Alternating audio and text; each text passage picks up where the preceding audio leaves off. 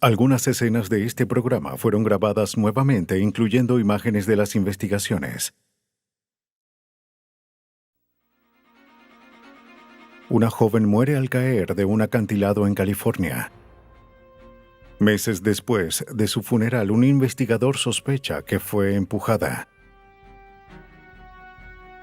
Varios investigadores tratan de determinar la causa de muerte de una mujer 3.000 años después del hecho.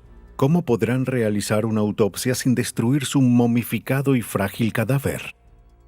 Para atrapar a un asesino, los detectives deberán probar que unos fragmentos de hueso son los restos de una mujer que desapareció 2 años antes.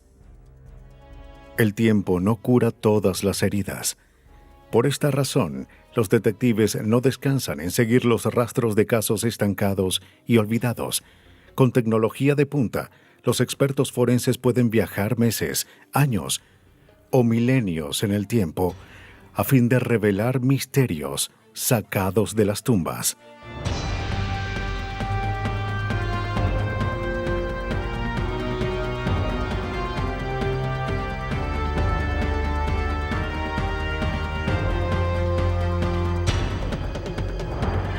Los nuevos detectives, casos estudiados por la ciencia forense.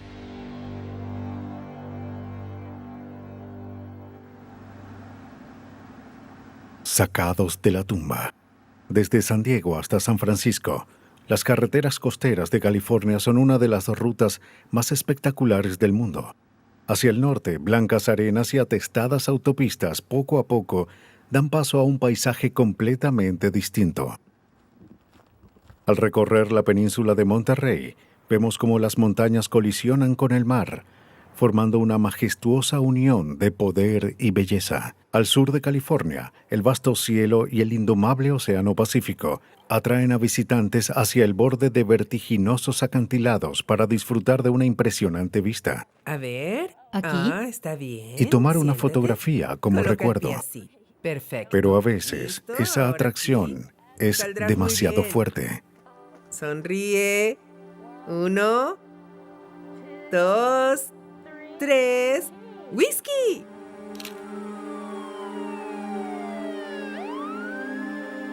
El 2 de abril de 1987, el Departamento del Alguacil de Monterrey recibió una llamada sobre algo terrible que había ocurrido en el mirador de Seal Beach. El cuerpo de Dina Hobart Wild, de 20 años, yacía cerca de la base de un precipicio de 183 metros. No era la primera vez que el equipo de rescate tenía que buscar los restos de una turista que se acercó demasiado a la orilla. Un oficial del departamento del alguacil interrogó a la pareja que esperaba en la escena. Eran Virginia y B.J. McGuinness, turistas de San Diego. Le dije que no se inclinara. Le dijeron al No. oficial que su acompañante se había caído cuando ellos veían a otro lado. Queremos saber qué llevaba. Unos zapatos azules. El equipo de rescate recuperó el cadáver al final del precipicio. Después de un análisis forense de rutina, Dina Wild fue enviada a su pueblo natal en Louisville, Kentucky, donde fue enterrada. En la segunda iglesia presbiteriana de Louisville, el extraño accidente de Dina Wild seguía en las mentes de los habitantes después del funeral. Al final de los servicios funerarios, la madre de Dina, Bobby Roberts, habló con un abogado llamado Steve Kinney. Quería asesoría para reclamar el dinero del seguro por la muerte de su hija. Entonces, Ella quería obtener el seguro que tenía como parte de sus beneficios como maestra. La compañía le dijo que no. Le expliqué que una carta de una firma podía evitarle el papeleo y que lo intentaríamos. Kinney sabía que Bobby necesitaba los $3,500, por lo que accedió a hacer unas llamadas por ella en su tiempo libre. Gracias. Kinney llamó a la compañía de seguros de Bobby y descubrió el porqué de la negativa. No habían recibido el certificado de defunción de Dina. Kinney llamó a la oficina del forense de Monterrey y solicitó una copia del certificado. Pero cuando llegó, vio que la causa de muerte no había sido determinada.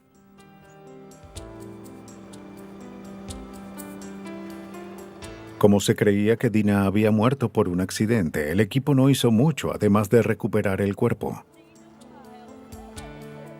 No se recogió evidencia, tampoco se tomaron fotografías. El cuerpo fue llevado a la oficina del forense. En el análisis no se hallaron señales de un crimen. La sencilla petición de Bobby Roberts quedó atrapada en una red burocrática cada vez más grande. Pero Kinney insistió. Contactó a la policía de Monterrey solo para descubrir que el caso estaba en un limbo. El certificado no podía ser emitido hasta que se determinara la causa de la muerte, pero el departamento del alguacil había dejado el caso por falta de evidencia. Pasaron los meses. ¿Qué estaría demorando el proceso? Kinney llamó a la compañía de seguros de nuevo para saber si había alguna forma de acelerar el pago de Bobby. Cuando llamamos, nos topamos con un hecho que no esperábamos, que el seguro de vida de Dina estaba a nombre de alguien más y que el pago había sido reclamado. La suma que solicita es de $35,000. 35,000. La reclamante no era otra que Virginia McGuinness, la mujer con quien Dina estaba justo antes de morir. El día antes de la muerte, Virginia había adquirido un seguro de $35,000 a nombre de la víctima. El día después de su muerte, Virginia trató de cobrarlo. Solo deben esperar un par de días. Muchas gracias. Para Kinney, la caída accidental de Dina se estaba convirtiendo en algo mucho más siniestro. Gracias. Pero sin testigos ni un cuerpo, ¿cómo podría diferenciar una caída trágica de un empujón? ¿Cómo se puede probar que alguien fue empujado de un precipicio? Figúrese que están en el borde de un acantilado y caen. Piensen en las heridas. Habría contusiones, huesos rotos, lesiones en el cuerpo. Terminarían en el fondo de un precipicio. Pero ahora vuelvan al borde e imaginen que los empujan. Es lo mismo, ¿sí? Mismas heridas, mismas fracturas. Bueno, ni tanto.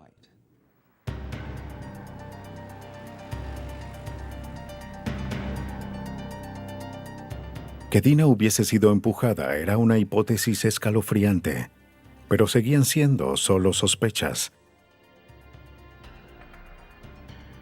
Para probar que ocurrió un crimen, Kinney necesitaba evidencia. Regresó al principio y trató de averiguar sobre la relación de Dina con la pareja.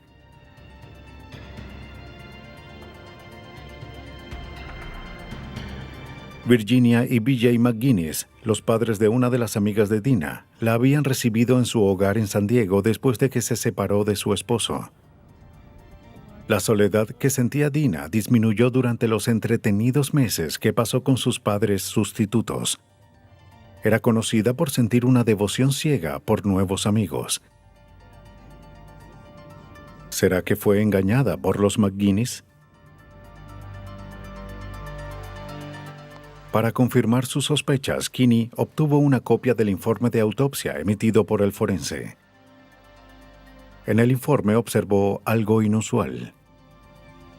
Un análisis de sangre reveló la presencia de una droga llamada amitriptilina, conocida como Elavil.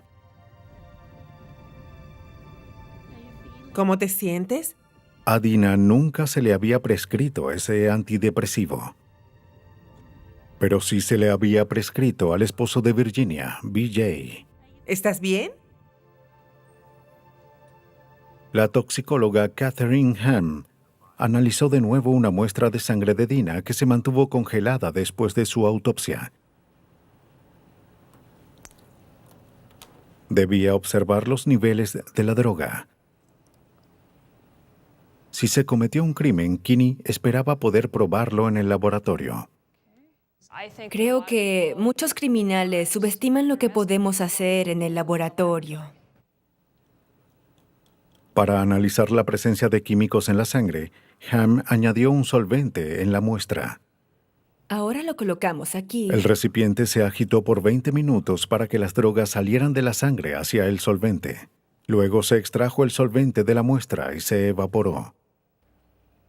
Después el solvente fue introducido en un cromatógrafo de gases, un instrumento que separa los componentes de acuerdo con sus propiedades químicas. Ham comparó las características de la droga y el resultado de su descomposición con el de la sangre de Dina coincidían. Como estuvo congelada por mucho tiempo, la sangre de Dina se había degradado. Ham no pudo determinar el momento exacto en el que Dina tomó la droga ni cuánto había consumido. Lo que sí sabía era que Dina Wild tenía Elavil en su organismo cuando murió. Debido a sus desagradables efectos como la desorientación, no era el tipo de medicamento que Dina hubiese consumido para drogarse.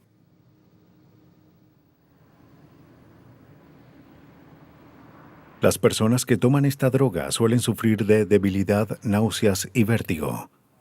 Estos síntomas son más graves en individuos que, como Dina, no consumen este medicamento de forma regular.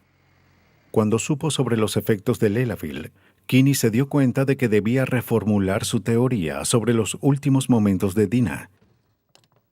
Si se hubiese sentido mareada e inestable como Ham sugirió, era probable que hubiese caído, y no que la hubieran empujado. Aunque no se habían tomado fotos de la escena del crimen, el período de tiempo antes de la caída estaba bien documentado.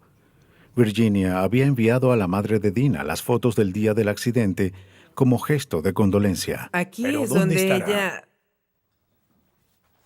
¿Podrían revelar estas fotos la causa de la muerte de Dina? A primera vista, las 15 fotos cronológicas contaban la historia de una excursión turística. Dina lucía cómoda y feliz al posar para la cámara. Pero al observar las fotos con mayor detenimiento, Kinney sospechó que estaba ante un complot homicida. La fotografía de Virginia y BJ McGuinness en la que se alejan del auto fue tomada por Dina Wild. Fue una foto distintiva. Ese es el acantilado en el que ella murió después. Allí el Elavil surtió efecto y ella supo que algo estaba mal. Así que dejó una nota para el resto de nosotros. Podría decir que es como una víctima que tomó un poco de su sangre y escribe el nombre de su atacante. Lo señala con el dedo.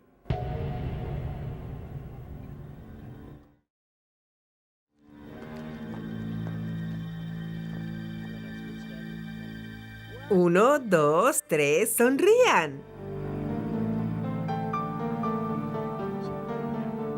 En la fotografía siguiente, el Elavil había surtido efecto. Los ojos brillantes de Dina se veían apagados. Muy bien, Dina. Camina y colócate allí. Su rostro lucía soñoliento. Parecía que pronto se desplomaría. Por aquí. Así es. Uno, dos, tres. Cuando Kinney llegó a la fotografía 11, lo primero que pensó fue, Dina lo sabe. Lo que parecía un inofensivo paseo, visto más de cerca, mostró el escalofriante momento que precedió a la muerte de Dina. En el extremo pueden ver cómo los zapatos de Dina apuntan hacia las rocas del lado del camino. Pero observen que su cabeza está borrosa y de lado, ya que se da cuenta que su cuerpo está siendo empujado. Está mirando como uno lo haría si lo empujaran hacia donde va y su rostro se vuelve borroso en la foto. Pero sus zapatos apuntan hacia BJ, en quien confiaba.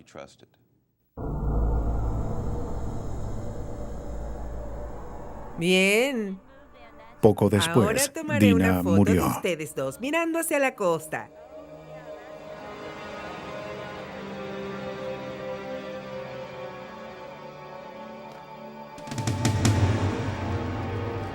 Para Kinney, las extrañas y perturbadoras circunstancias que rodeaban la muerte de Dina lo dirigían a una sola conclusión. Cuando te enteras que una joven de 20 años murió al lado de dos extraños de 55, quienes habían adquirido una póliza en su nombre, ¿ustedes no creerían que ese caso tiene que ser un asesinato? Solo con unas cuantas fotos y una corazonada, Kinney estaba lejos de probar que ocurrió un homicidio. sabía que necesitaba ayuda. En Louisville, Kentucky, Steve Kinney revisó el informe de autopsia de Dina Wilde en busca de evidencias para probar su hipótesis de un homicidio. El forense determinó que la muerte de Dina fue causada por una fractura en el cráneo. Pensó que había perdido el equilibrio debido a sus zapatos de tacón. En su opinión, no había nada sospechoso en las circunstancias de ese supuesto accidente. ¿Cómo te va? Kinney no estaba tan seguro. Se preguntó si había algo entre los hallazgos del forense que indicara lo contrario. Kinney envió las fotos de la autopsia a la patóloga forense Barbara Weekly Jones. Podría distinguir un accidente de un homicidio mediante las fotos. Steve Kinney se sorprendió cuando le mostré varias heridas que indicaban que esto no fue una simple muerte accidental. Tiene raspones en las manos. La única herida fatal en el cuerpo de Dina era un golpe en la cabeza, pero el lado derecho de su cuerpo tenía marcas lineales de raspones. Para Weekly Jones, estas lesiones indicaban un resbalón, no una caída de cabeza. Las heridas en las manos de Dina fueron la evidencia física más contundente. No eran lesiones típicas sufridas luego de una caída. Sus uñas acrílicas estaban rotas, destrozadas, y tenían rastros de granito, lo que indicaba que se sujetó al borde del acantilado intentando salvar su vida, o quizás había luchado antes de ser lanzada a su muerte. Además de las uñas, sus manos tenían lesiones con un patrón bastante sospechoso.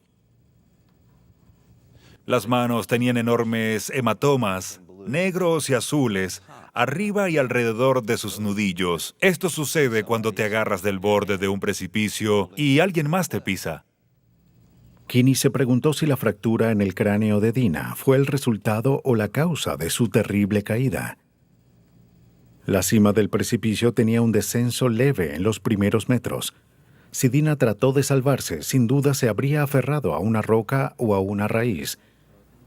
Pero las palmas de sus manos no tenían heridas, ninguna señal de haberse agarrado a algo. Parece que tenía uñas acrílicas. Mira el estado en que están. Los hallazgos de Weekly Jones apoyaron la teoría de Kinney de un empujón intencional y un resbalón. No lo creo. Pero eso no probaba un homicidio. ¿Qué más podía hacer? Bueno, como dicen, las circunstancias no mienten. La gente sí. Gracias. No hay de qué. Kinney debía investigar más de cerca a los sospechosos, Virginia y B.J. McGuinness. Bueno, salen por allá. ¿Será que esta agradable pareja había conspirado para matar a Dina? ¿De verdad fueron capaces de empujar a su joven amiga por un acantilado? Es divertido, ¿verdad? Mientras revisaba el historial de sus sospechosos, Kinney descubrió un rastro de muerte y engaños. Los antecedentes de Virginia eran mucho más sangrientos de lo que pensaba. Aunque la anterior enfermera podía fingir una personalidad empalagosa, su pasado reveló un perfil frío y psicópata que incluía mentiras compulsivas, incendios provocados y crueldad hacia los animales. Además de las muertes accidentales de su hija y segundo esposo, los padres de Virginia y varios de sus pacientes habían muerto de causas desconocidas mientras trabajaba. A menudo se benefició de sus pólizas de seguro. Kinney reunió esta información y la convirtió en un extenso informe. No bastaba para arrestar a Virginia y a B.J. McGuinness, pero sí para reabrir el caso en California. Como los McGuinness habían obtenido la póliza de Dina en San Diego, la oficina del fiscal de ese distrito se involucró en el caso. Steve Kinney le pasó la batuta al investigador Scott Lawrence. Al igual que el abogado de Louisville, Scott quiso averiguar el porqué de la caída de Dina. Pero el caso de Dina no contaba con mucha evidencia física. Lawrence trató de refutar la teoría de una caída accidental al recrear la trayectoria que recorrió Dina. Había pasado más de año y medio de la muerte de Dina, así que cualquier irregularidad geográfica o rastro de sangre debió haber desaparecido. Lo único que Lawrence sabía era el lugar donde cayó, pero lo que debía determinar era dónde empezó la caída. Bien, una de las cosas que debíamos averiguar era dónde estuvo parada por última vez, que fue casi a unos metros de donde estoy. Nos basamos en declaraciones y en evidencia fotográfica. De acuerdo con la opinión de Lawrence, en ese lugar no era probable que una persona perdiera el equilibrio, aún con zapatos altos. El terreno era relativamente plano y sólido. Ahora Lawrence podía recrear el trayecto de la caída de Dina. Aunque era un escalador novato, su intenso compromiso por hallar la verdad lo movió a descender por el acantilado con una videocámara en la mano. Según su análisis topográfico, Lawrence creía que Dina estaba muerta o casi muerta cuando perdió el agarre en el borde del acantilado.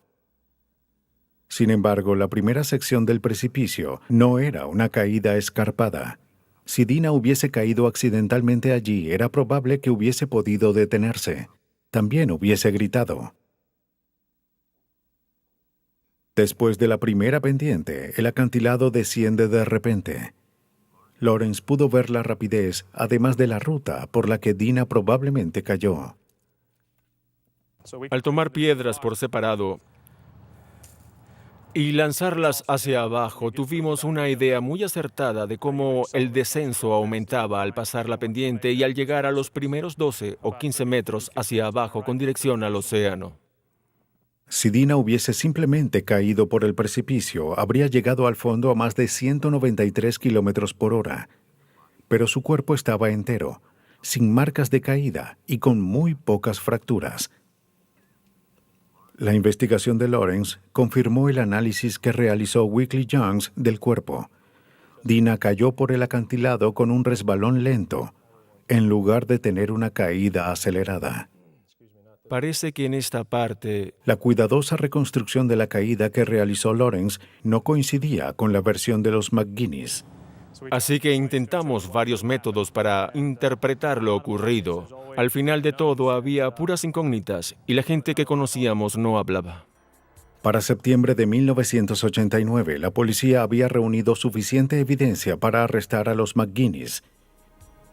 Para el juicio, el mirador del precipicio fue convertido en un tribunal al aire libre.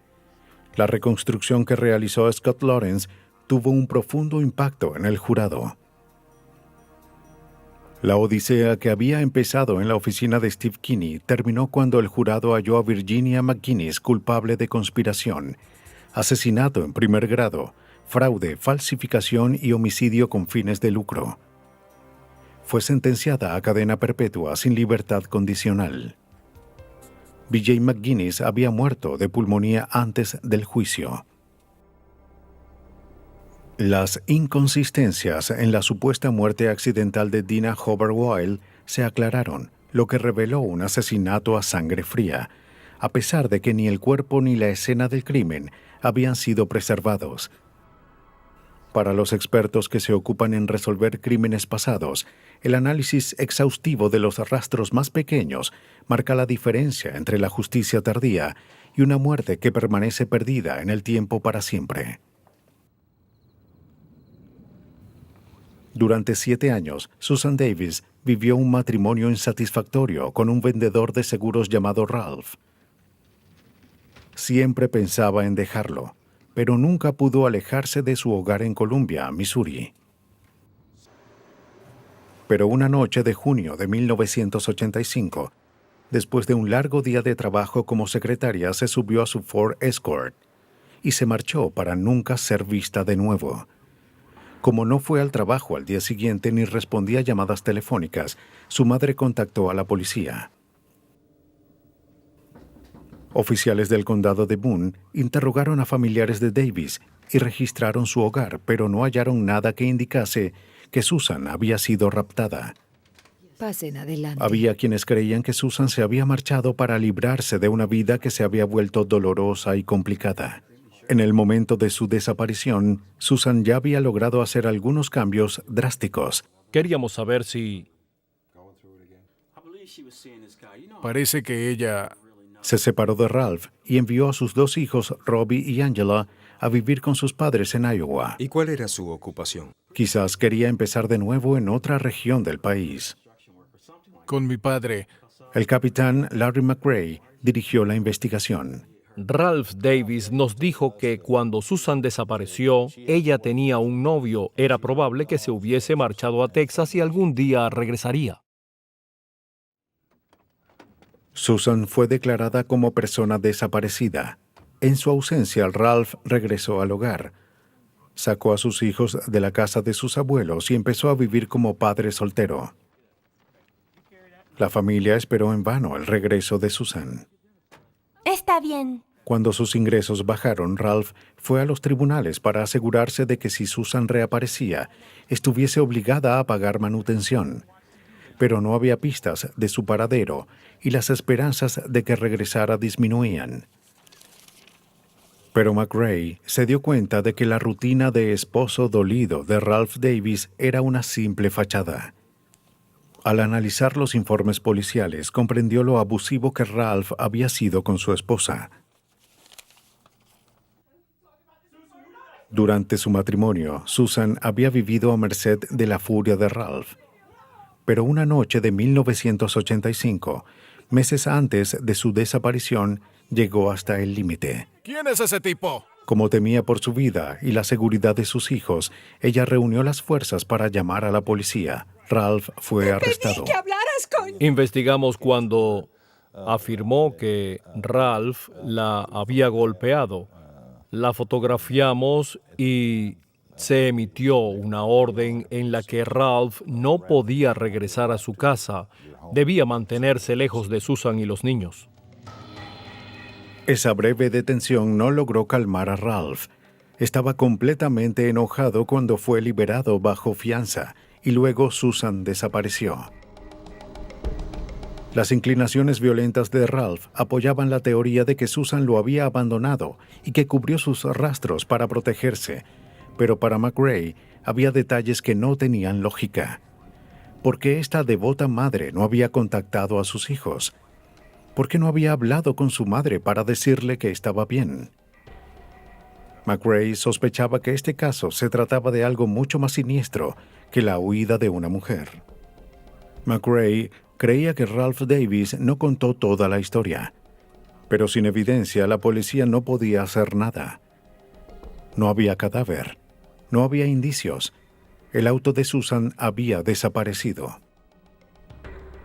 Lo único que McRae podía hacer era investigar y esperar que algún día apareciera una pista. No se imaginaba que dicha espera duraría por tanto tiempo. Habían pasado 2 años desde la desaparición de Susan y su auto.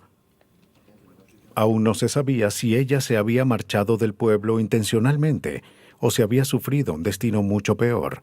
La investigación del capitán McRae se estancó. Pero un día el dueño de un depósito quitó el candado de una unidad que había sido alquilada por un cliente que dejó de pagar sus cuentas. Adentro había un Ford Escort con la ventana del conductor rota. El nombre del cliente no era otro que el de Ralph Davis. Se contactó al capitán McRae. Oh, sí. Al investigar el registro y las placas del vehículo, se confirmó que pertenecía a Davis.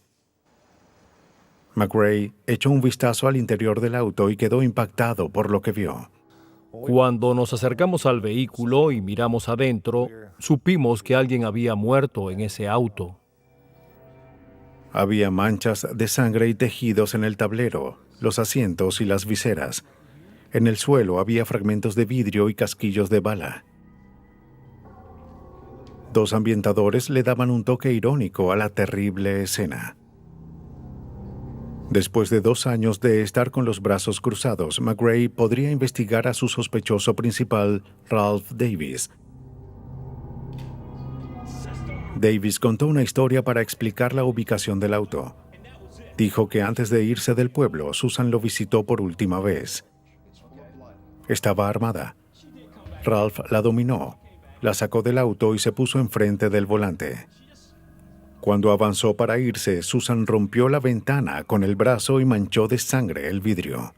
Cuando la rompió, llenó el vidrio de sangre. El inverosímil relato no explicaba por qué había rastros de tejido en el auto. ¿Qué se suponía que hiciera? Davis fue arrestado. Queda arrestado. ¿Pero por qué? La experiencia le indicó a McRae que había detenido a un brutal asesino, pero esto no sería fácil de probar en un tribunal, en especial ya que el incidente ocurrió 2 años atrás. Para que la investigación forense tuviera éxito, se emplearía un enfoque dual. Primero, el equipo de McRae tendría que determinar que el asesinato ocurrió en el auto. Y segundo, había que identificar a la víctima. McRae creía que estaba ante los restos de Susan Davis, pero aún quedaba mucho para probarlo. Una reconstrucción de la escena del crimen basada en las manchas de sangre en el auto determinó que dispararon a la víctima dentro del vehículo. En el suelo del auto hallamos vidrios. Cayeron hacia el interior, lo que indicaba que un disparo o algo atravesó el cristal desde afuera. Cuando observamos los fragmentos, vimos que estaban en el suelo del coche y encima de los vidrios había sangre. Parecía que el disparo había atravesado la ventana e impactado al conductor en la cabeza.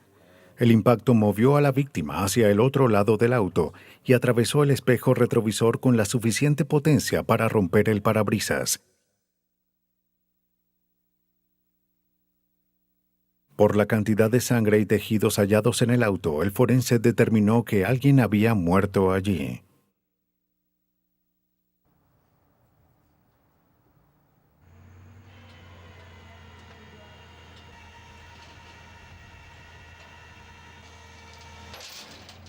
El vehículo fue remolcado hacia un lote privado para que el equipo de McRae pudiera comprender el caos de la escena. Como no sabían qué era evidencia y qué no, procedieron con cuidado y guardaron todo. ¿Vio eso? Es algo que no debería estar allí. Con herramientas, trajes y frascos especializados, los investigadores desmantelaron el auto parte por parte. Clasificaron con cuidado cada fragmento de hueso, tejidos y cada mancha de sangre. Se extrajeron las balas del interior del auto. Coincidían con los cartuchos de escopeta hallados en el hogar de Ralph Davis. Se usó una aspiradora con filtros esterilizados para recoger los rastros más mínimos de evidencia. Como ladrones modernos de autos, el equipo desarmó el vehículo hasta dejar la carrocería y guardó todo desde el volante hasta las alfombras para un mayor análisis.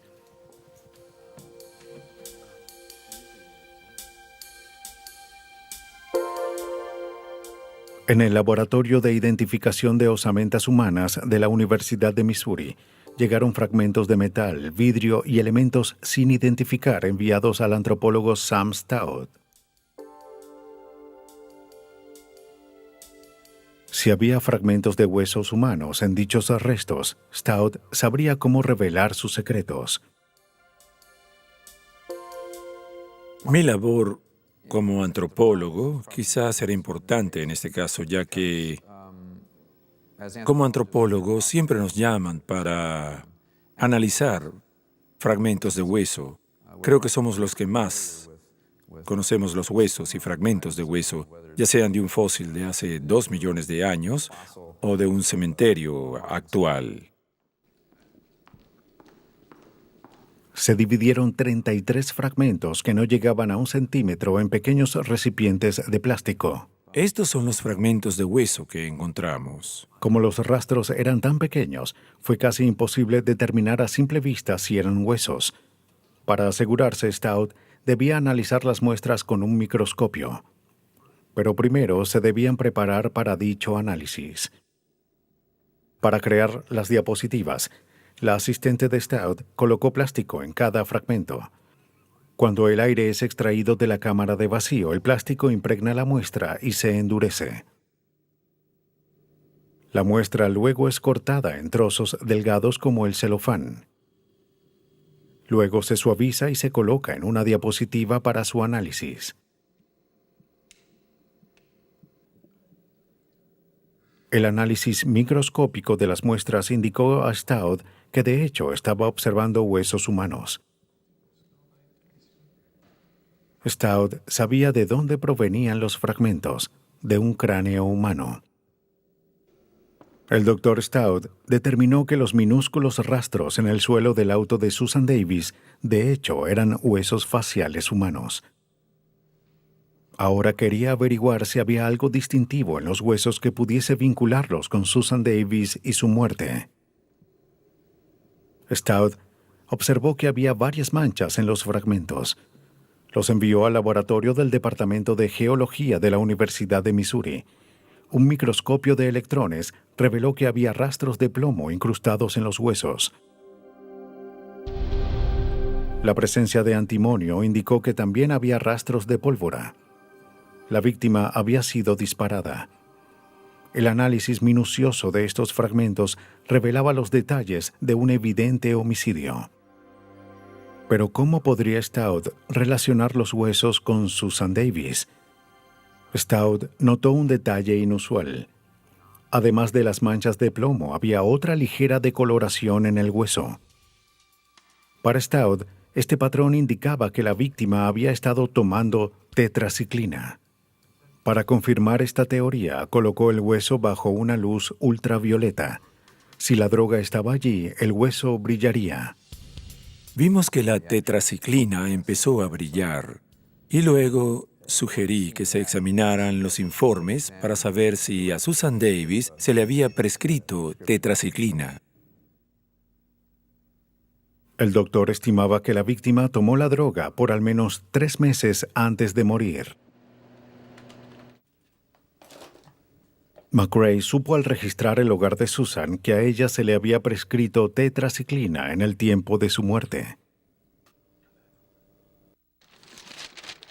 Stout demostró que los restos en el auto eran del rostro de una persona que consumía tetraciclina. Pero McRae necesitaba pruebas irrefutables de que se trataba de Susan Davis. Sin ellas, Ralph Davis saldría en libertad. La pregunta era, ¿de quién era el cadáver? Todos creíamos que era de Susan, pero esa no era evidencia para un tribunal. En Missouri nunca se había condenado a nadie sin un cuerpo.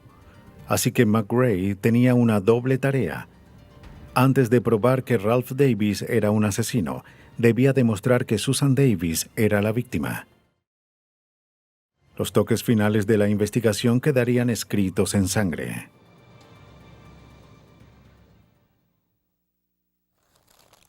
¿Se podrían vincular unas manchas de sangre de una escena de 2 años con la muerte de Susan Davis? El trabajo de la seróloga forense Lori Maloney era averiguarlo. Las alfombras, las viseras y el tapizado del auto fueron enviados al laboratorio de la Policía de Tránsito de Missouri. Si ella lograba determinar que la sangre en esos objetos era de Susan Davis, sería casi imposible que Ralph Davis escapara de su condena. Pero Maloney sabía que identificar a una víctima de forma irrefutable no era fácil. Debía realizar varios análisis para descubrir a quién pertenecía esa sangre. Necesitaba ser precisa y verificar varias veces sus resultados. Su primera tarea fue tomar muestras para asegurarse de que las manchas en el auto eran realmente sangre. La prueba adquiere un color verde si hay sangre presente.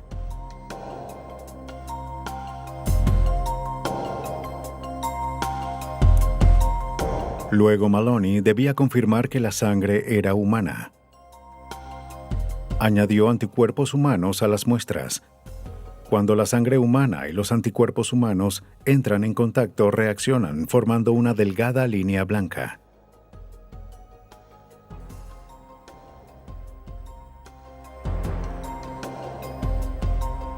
Los resultados de Maloney coincidían con la teoría de McRae de que alguien había sido asesinado en el auto. En la evidencia encontré sangre humana en las alfombras y en los cinturones de seguridad. También hallé proteínas humanas en las vísceras.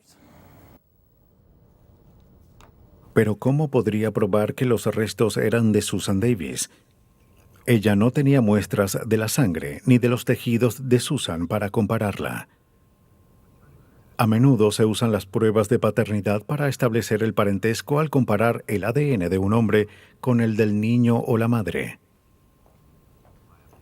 Al utilizar ese procedimiento en una forma original, como una prueba de paternidad en reversa, Maloney esperaba obtener el perfil genético de Susan Davis. Todos los niños obtienen la mitad del ADN de su madre y la otra mitad de su padre. Al descartar las bandas de ADN que el padre tiene en común con el hijo, dejaría un código que representaría el perfil genético de la madre. Las bandas restantes luego se compararon con la evidencia de la escena. Si coincidían con lo que habían encontrado, la sangre entonces provendría de la madre Susan Davis. Usando este procedimiento, se subtrajo el patrón de ADN de Ralph Davis del perfil de sus hijos. Las bandas restantes eran una simulación cercana de la huella genética de Susan Davis. Este patrón coincidía con las muestras halladas en la alfombra del Ford Escort. Susan Davis había sido asesinada en su auto. La huella de una mujer que había desaparecido años atrás regresaba para hacer justicia. Para mí lo que le ocurrió a Susan Davis fue que ella iba a marcharse de este pueblo hacia un lugar seguro debido al abuso y al acoso de Ralph. Guardaba todo en su auto al frente de la casa. Cuando colocaba su ropa, Ralph llegó a la residencia, ella lo vio, subió al vehículo, lo cerró, pero Ralph se acercó y le disparó a través de la ventana del conductor. Gracias al astuto análisis de los forenses y una reconstrucción exacta de una macabra escena del crimen, los fiscales convencieron al jurado de que Ralph Davis había asesinado a su esposa en el auto. Fue un caso precedente en Missouri, en el que Ralph Davis obtuvo la pena de muerte, aunque el paradero de su víctima aún sigue siendo un misterio. En el caso de Susan Davis, los investigadores tuvieron que resolver un crimen ocurrido 2 años antes, sin que hubiese un cadáver. En Canadá, los investigadores se enfrentaron a un reto aún más inusual: determinar qué mató a una mujer de hace 3.000 años. Tenían el cuerpo, pero si lo tocaban, lo harían añicos. Una momia llamada Jeramesen había yacido en una vigilia silenciosa en el Museo Real de Ontario, Canadá, durante décadas, con secretos envueltos herméticamente en el interior de su sarcófago. Visitantes y científicos quedaban fascinados por su misteriosa belleza y estaban ansiosos por saber más sobre cómo vivió y murió. Con los elaborados diseños en el cartonaje o envoltorio de lino y pegamento dentro del cual estaba la momia, se pueden deducir solo algunos detalles de su vida. Hace casi 3.000 años, Jed, una músico del templo de Amon-Ra, vivía una vida próspera al este del Nilo.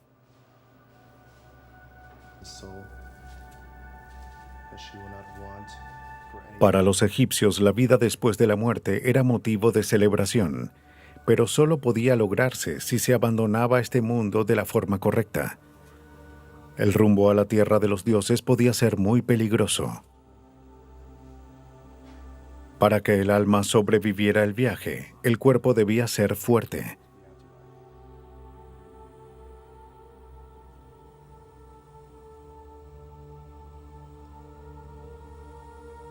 La momificación fue la respuesta. Al combinar la ciencia con la religión, la momificación consistía en un procedimiento que debía cumplirse estrictamente y que tomaba cerca de 10 semanas. Después de la muerte, el cuerpo era purificado y ungido.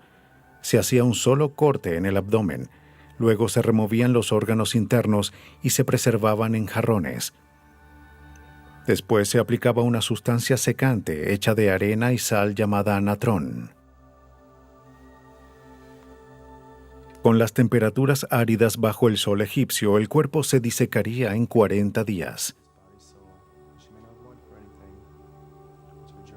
Se aplicaba aceite y resina en la piel para mantenerla flexible.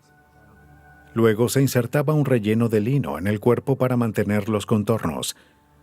Se adornaba el cuerpo con maquillaje y joyas funerarias para comenzar la ardua tarea de envolver el cadáver. A fin de conocer más sobre este pueblo antiguo, muchos investigadores como el pediatra Peter Lewin se han sentido impulsados a desenvolver estos paquetes misteriosos. Anteriormente solíamos romper el ataúd, rasgar los vendajes del sujeto que estaba momificado y separar los tejidos para examinar el material genético, los químicos y las enfermedades. Pero al final, destruíamos una momia que era invaluable para la humanidad.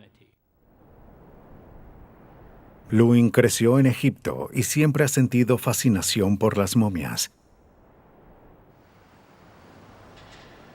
Hoy, además de trabajar en el Hospital de Niños de Toronto, es un investigador destacado en el campo de la paleopatología. La paleopatología es el estudio de enfermedades en la antigüedad. Y eso lo hacemos al examinar a los mismos cadáveres. También gracias al uso de la tecnología de rayos X. ¿Cómo podría el Dr. Lewin conocer la vida de esta momia y saber cómo murió sin destruir la santidad de su sepultura? Esto quiere decir... La respuesta para el dilema de Lewin fue emplear una tecnología de rayos X conocida como tomografía axial computarizada. Una máquina crea imágenes transversales del cuerpo sin tocarlo. Cuando éstas se juntan, el resultado es una imagen tridimensional. La técnico de tomografía Stephanie Holoka ayudó al Dr. Lewin. Lewin, uno de los pioneros en usar esta técnica para cortar momias sin usar cuchillos, escaneó a Jed por primera vez en 1978, pero la tecnología estaba en sus inicios y no pudo diferenciar el cuerpo debido al denso material que lo envolvía. Casi 20 años después, estaba listo para intentarlo de nuevo. Como la paciente ya estaba muerta, Holoka no tenía por qué preocuparse por los niveles de radiación. Eso le permitió tomar varias fotografías en pocos intervalos. Escaneó el cuerpo en partes de 5 milímetros y 3 milímetros para la cabeza y el cuello. Fue mucho más minuciosa al escanear las orejas y los ojos. Se tomaron 300 imágenes bidimensionales durante las 4 horas del escaneo. Fragmentos del cuerpo aparecían en estos rayos X, pero no fue hasta que se reunieron estas imágenes que la mujer de la antigüedad fue devuelta a la vida. Al completar el meticuloso análisis, ya era hora de revelar a la momia. Una computadora recopiló las fotografías hasta formar una representación tridimensional, pero la calidad era baja. En pacientes vivos, los huesos son densos y se ven blancos. La grasa, la carne y la piel son grises. El líquido es negro. En el cuerpo de Jed, los huesos habían perdido sus minerales, eran más suaves y los tejidos se habían endurecido. En lugar de verse como una imagen de alto contraste, el cuerpo aparecía en escala de grises. Esta falta de contraste significaba que Holoka tendría que revelar las imágenes fragmento por fragmento. Obtener la imagen del cráneo de un paciente vivo lleva 10 minutos. A Holoka le tomó 3 horas reconstruir el cráneo de Jed y cientos de horas para revelar el cuerpo entero. Luego Holoka pudo remover las capas electrónicamente. Después de quitar la capa exterior de cartonaje, llegó a la envoltura de lino que envolvía la cabeza. Había círculos grises que cubrían las cuencas de los ojos. Los egipcios insertaban láminas detrás de los párpados para evitar que los rasgos se hundieran. Holoka también observó que, de acuerdo con el ritual, el cerebro de Jed fue removido y su cráneo estaba relleno con lino. Finalmente apareció la imagen de una menuda mujer joven. De acuerdo con el patrón de la fusión de los huesos, se estimaba que Jeb tuviese entre 30 y 35 años cuando murió. Lo primero que pensé cuando vi el cráneo, después de obtener varias imágenes en 3D, es que ella debió ser una joven muy bonita, tenía pómulos acentuados y una barbilla muy definida. Holoka se valió de la tecnología axial computarizada para excavar a una momia. Lewin ahora quería saber cuál fue la causa de su muerte. ¿Se podría determinar 3.000 años después de lo ocurrido? Y esa es una de las cosas interesantes. Lewin examinó la imagen tridimensional del cráneo. Notó algo oscuro en la mandíbula izquierda. Se dio cuenta de que este agujero era un enorme absceso. Era difícil de creer que Jeb hubiese muerto debido a una enfermedad dental. Mira lo que está aquí. Se puede ver que los egipcios eran propensos a estas enfermedades debido a su remota y arenosa dieta y su amor por los dulces. lo que pudimos encontrar es que ella... En el caso de Jeb, el esmalte de 24 de sus 28 dientes había desaparecido y la pulpa dental y la raíz estaban expuestas. Una raíz en ese estado produce mucho dolor. También puede infectarse fácilmente. La infección de Jeb se extendió desde el conducto radicular hasta el hueso, donde provocó varios abscesos. Lewin cree que un quiste lleno de pus probablemente explotó y que la infección se expandió por todo su cuerpo, envenenando su sangre. Seguramente fue una muerte dolorosa e insoportable. Probablemente murió de forma muy miserable, debido a una infección general causada probablemente por varios abscesos dentales encontrados en su mandíbula superior izquierda.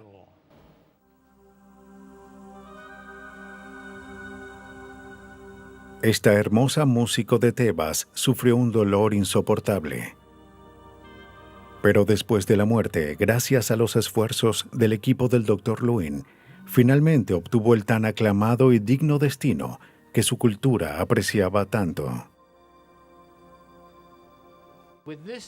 Con este tipo de análisis, somos pioneros en el uso de esta clase de tecnología que no es destructiva y que nos proporciona mucha información con respecto a las enfermedades en la antigüedad.